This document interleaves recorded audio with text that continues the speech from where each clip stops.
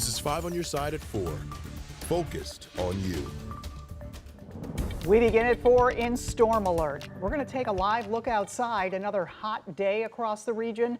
High temperatures building back in after a string of severe storms made their way through the bi-state Thursday.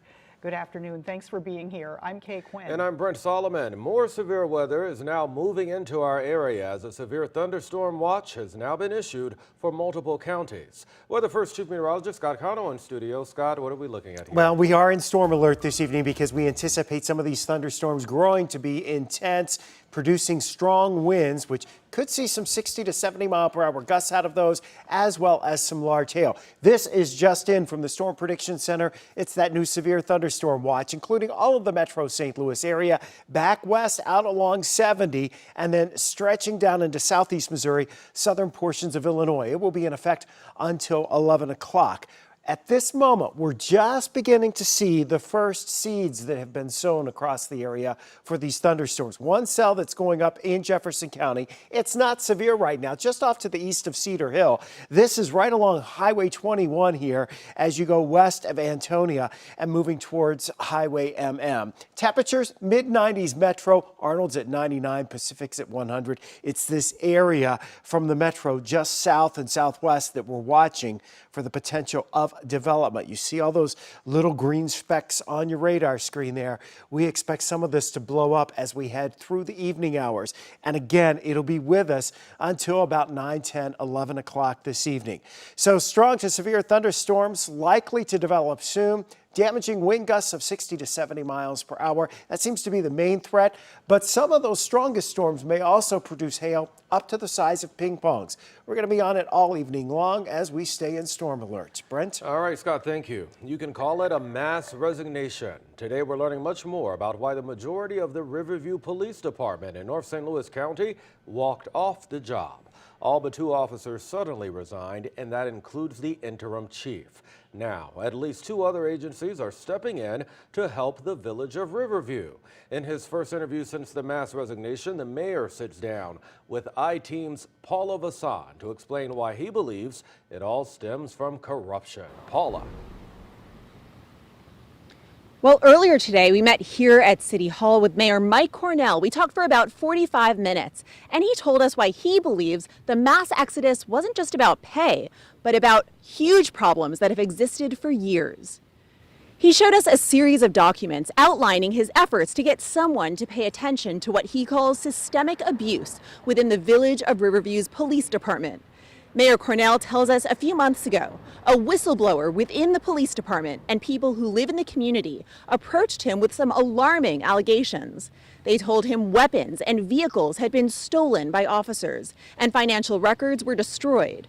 We reached out to Riverview Police Department, but have not heard back in time for our deadline. Our community must move forward. I do believe that this community has been broken, has been abandoned for so many years. Now, the mayor says with only 2 full-time police officers left and 1 backup, Bellefontaine neighbors and St. Louis County Police will be helping out. The mayor says they could be hiring 2 additional officers as early as next week. In the village of Riverview, Paula Vassan, 5 on your side. The U.S. Supreme Court wrapped up another controversial term with 2 major rulings today, decisions that could impact millions of Americans.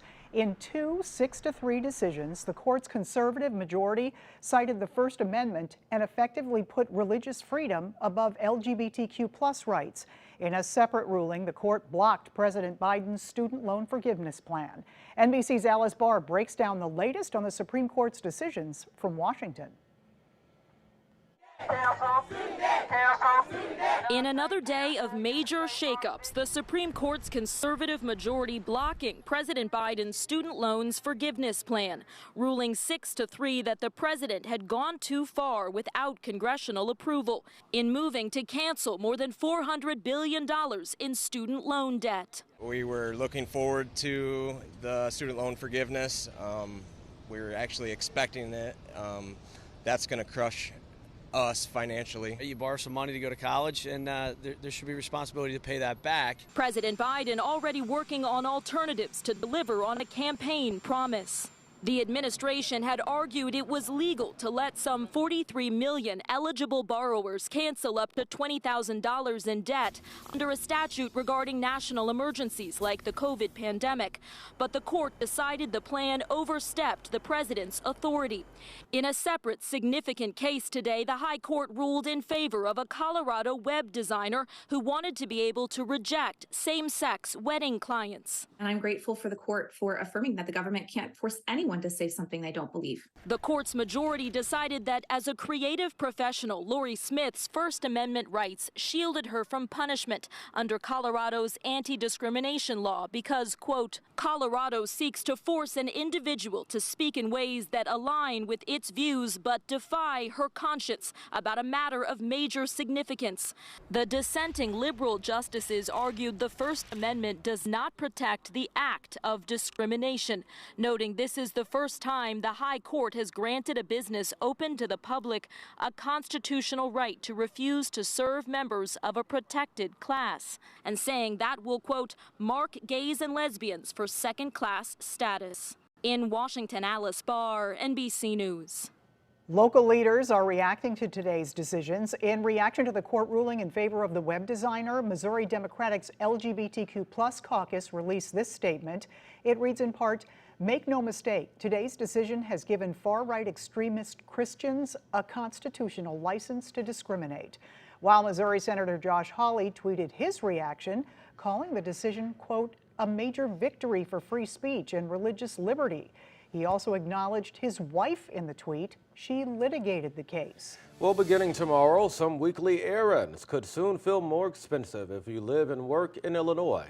State tax exemptions from last year come to an end on July 1st. And that means more expensive groceries and even fuel. For groceries, it's about a 1% tax increase.